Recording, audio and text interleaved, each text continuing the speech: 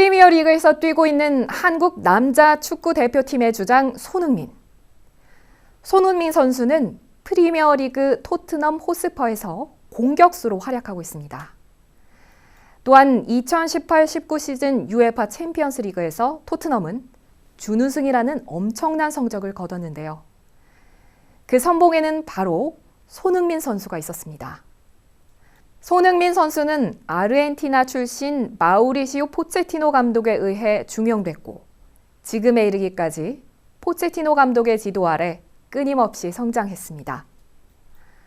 하지만 이번 시즌 토트넘의 성적이 하위 순위까지 내려가자 구단은 포체티노 감독을 경질하고 조제 무리뉴 감독을 선임하면서 반등의 기회를 노리고 있습니다. 2018-19 시즌에 엄청난 활약을 보여준 마우리시오 포체티노 감독을 경질하는 건 쉬운 결정이 아니었을 겁니다. 하지만 예상 밖의 빠른 경질과 새 감독의 선임을 봤을 때 프로의 세계는 어쩌면 우리가 생각하는 것 이상으로 가혹하다는 걸 느낍니다. 새로운 무리뉴 감독 체제의 토트넘은 다른 모습을 보여줍니다. 시즌 전반에 보였던 무력한 모습은 사라지고 선수 개개인의 투지는 불타올랐습니다. 포지션에 따른 경쟁이 시작됐고 영원한 주전은 없다라는 위기감이 선수단 모두에게 느껴졌을 것입니다.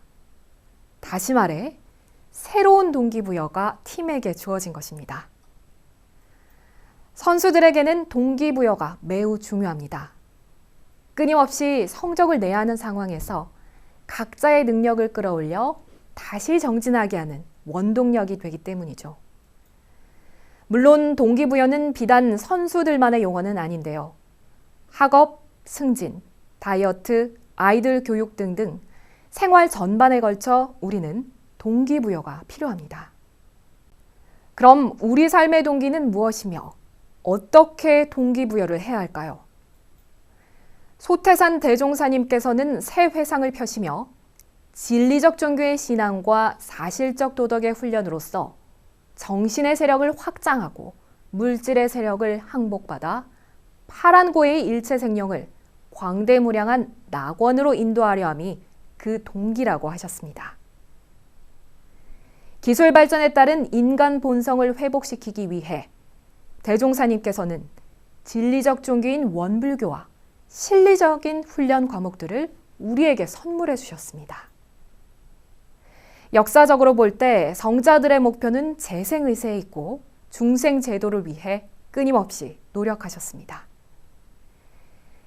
깨달음을 통해 진리를 발견하신 후에도 기도로서 혹은 수양과 희생으로서 자신의 행복보다는 인류의 행복을 우선으로 하셨습니다. 성자들의 이러한 기도와 수양들은 서원을 향한 끊임없는 스스로의 동기부여가 아닐까 생각해 봅니다. 종교적인 시각에서 보면 동기부여는 우리의 서원과 직결됩니다. 우리 삶의 목적이 되는 숭고한 서원을 지키고 이루기 위해서는 항상 올바른 동기부여가 필요할 것입니다. 또한 일회성에 그치는 동기부여가 아닌 지속 가능한 신념에 의한 동기부여가 필요하겠습니다.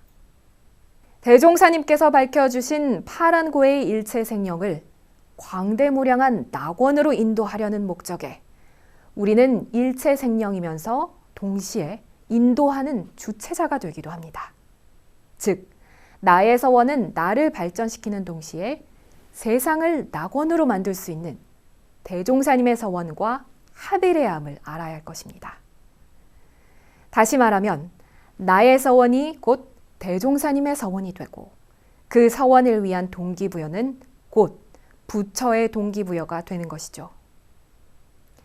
손흥민 선수를 포함한 현재 토트넘 호스퍼의 상황을 보면 선수 개인을 위한 동기부여가 곧 팀의 동기부여가 되고 팀의 승리는 곧 선수의 커리어가 되고 있습니다. 여러분의 서원은 무엇입니까? 그 서원을 지키고 이루기 위해 어떤 동기부여를 스스로에게 주고 있는지요. 부디 나의 서원이 이 세상을 이롭게 하길 간절히 바라봅니다. 이상 매거진원 브리핑이었습니다.